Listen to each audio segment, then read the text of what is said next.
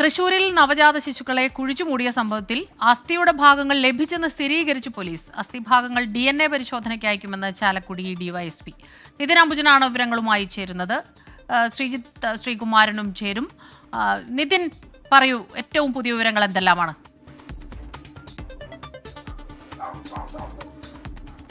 സ്മിത, ഞാനിപ്പോൾ നിൽക്കുന്നത് വെള്ളിക്കുളങ്ങരയിലെ അനീഷയുടെ വീട്ടിലാണ്. ഈ വീട്ടിനോട് ചേർന്നുള്ള ഇടതുവശത്താണ് ഈ മാവിൻചോട്ടിന് സമീപമാണ് ഈ കുഞ്ഞിനെ കുഴിച്ചുമൂടിയത്. 2021 നടത്തിയ കൊലപാതകം. ആദ്യ കുഞ്ഞിന്റെ മൃതദേഹമാണ് ഇവിടെ കുഴിച്ചിട്ടത്. ഏതാണ്ട് ഒരടിയോളം താഴ്ചയിൽ കുഴിച്ചു. അവിടെ നിന്ന് കൈവിരലിന്റെ അസ്ഥിയും അതോടൊപ്പം തന്നെ എല്ലിൻ കഷ്ണങ്ങളും കണ്ടെത്തിയെന്നാണ് പോലീസ് വ്യക്തമാക്കിയത്. നേരത്തെ ഈ കുഴി ഫോറൻസികത്തിന് വേണ്ടി കുഴിയെടുത്ത ജോർജും 24 അത് വ്യക്തമാക്കിയിരുന്നു. എന്തായാലും പോലീസ് അക്കാര്യം സ്ഥിരീകരിക്കുകയാണ്. ക്ഷമിക്കണം, 2021 നടന്ന കൊലപാതകമായതിനാൽ തന്നെ ഏറെ ശ്രമകരമായ ഒരു ദൗത്യമാണ് ഈ ഒരു തെളിവ് ശേഖരണം എന്നുള്ളത്. നമുക്കറിയാം, കുഞ്ഞിന്റെ മൃതദേഹമാണ്. മാത്രമല്ല അത് അസ്ഥികൂടമായി മാറിയിട്ടുണ്ട്. സ്വാഭാവികമായിട്ടും പോസ്റ്റ്മോർട്ടം അടക്കമുള്ള കാര്യങ്ങൾ ഇനി സാധ്യമല്ല. ഫോറൻസിക് പരിശോധനാ ഫലവും കൂടാതെ ഡിജിറ്റൽ തെളിവുകളാണ് കേസിനെ സംബന്ധിച്ച് നിർണായകമാവുക. നേരത്തെ ഫോറൻസിക് സംഘം ശേഖരിച്ച തെളിവുകൾ ഇപ്പോൾ ഈ കുഞ്ഞിന്റെ എല്ലിൻ കഷ്ണങ്ങളെല്ലാം തന്നെ ഈ ഒരു കവറിലാക്കി ഇപ്പോൾ DNA പരിശോധനയ്ക്ക് അയക്കാനാണ് ഫോറൻസിക് സംഘത്തിന്റെ തീരുമാനം. അല്പസമയം തന്നെ ഈ പരിശോധന പൂർത്തിയാക്കി പോലീസ് ഇപ്പോൾ ഭവിന്റെ വീട്ടിലേക്ക് പോയിരിക്കുകയാണ്. 2024 അവിടെ രണ്ടാമത്തെ കൊലപാതകം നടത്തി മൃതദേഹം കുഴിച്ചിട്ടത്. ഇനി ആ ഒരു തെളിവ് ശേഖരണം നടത്തേണ്ടതുണ്ട്. പോലീസ് തുടക്കം മുതൽ വ്യക്തമാക്കിയിരുന്നു, അല്പം വെല്ലുവിളി നിറഞ്ഞൊരു കേസായതുകൊണ്ട് തന്നെ തെളിവ് ശേഖരണം അതിന്റെ കൃത്യമായ രീതിയിൽ തന്നെ നടക്കുമെന്ന് വ്യക്തമാക്കിയിരുന്നു. അതുകൊണ്ട് തന്നെ 1.5 മണിക്കൂർ എടുത്താണ് ഈ ഒരു തെളിവ് ശേഖരണം പൂർത്തിയാക്കി. ഇപ്പോൾ ഭവിന്റെ വീട്ടിൽ ഫോറൻസിക് പരിശോധന നടക്കുന്നുണ്ട്. അവിടെ നിന്ന് ശ്രീജിത്ത് ശ്രീകുമാരൻ ചേരുന്നുണ്ട്. ശ്രീജിത്ത്, അവിടെ ഒരു തോട് വറ്റിക്കുന്നതിന്റെ ദൃശ്യങ്ങൾ നമ്മൾ കാണുന്നുണ്ട്, പറയൂ. തീർച്ചയായും അല്പസമയം മുൻപാണ് ഫോറൻസിക് സംഘം അനീഷയുടെ വീട്ടിലെ പരിശോധനകൾ പൂർത്തിയാക്കി ഭവിൻ്റെ വീട്ടിലേക്ക് എത്തിയിരിക്കുന്നത്. പക്ഷേ ഇവിടെ കാര്യങ്ങൾ അനീഷയുടെ വീട്ടിലേതിനു പോലെ സമാനമായ രീതിയിൽ അത്ര എളുപ്പമുള്ള കാര്യമല്ല. കാരണം ഇതൊരു തോടാണ്. ഈ തോട്ടിന് സമീപമാണ് ഇത്തരത്തിൽ ഈ മൃതദേഹം കുഴിച്ചിട്ടത് എന്ന ഒരു മൊഴിയാണ് ഭവിൻ നൽകിയിരിക്കുന്നത്.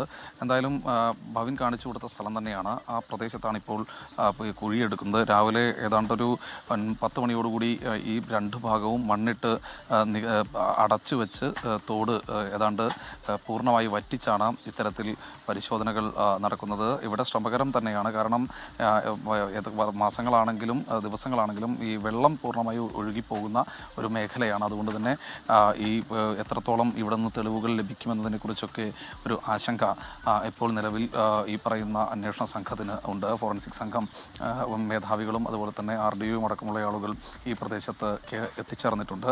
രാവിലെ മുതൽ തുടങ്ങിയ ഈ ഒരു ദൗത്യം, ഈ വെള്ളമടിച്ച് വറ്റിക്കുന്ന ദൗത്യം ഇപ്പോൾ ഏതാണ്ട് അല്പസമയം മുൻപാണ് പൂർത്തിയായത്. ഈ പൂർത്തിയായി എന്ന് പൂർണ്ണമായി പറയാൻ നമുക്ക് കഴിയുമോ എന്നറിയില്ല. കാരണം ഇപ്പോഴും ഉറവ ആ മേഖലയിൽ വന്നുകൊണ്ടിരിക്കുന്നു എന്നാണ് നമുക്ക് ദൃശ്യങ്ങളിൽ നിന്നടക്കം വ്യക്തമാകുന്നത്. എന്തായാലും അന്വേഷണ സംഘത്തിനെ സംബന്ധിച്ചിടത്തോളം ശ്രമകരം തന്നെയാണ്.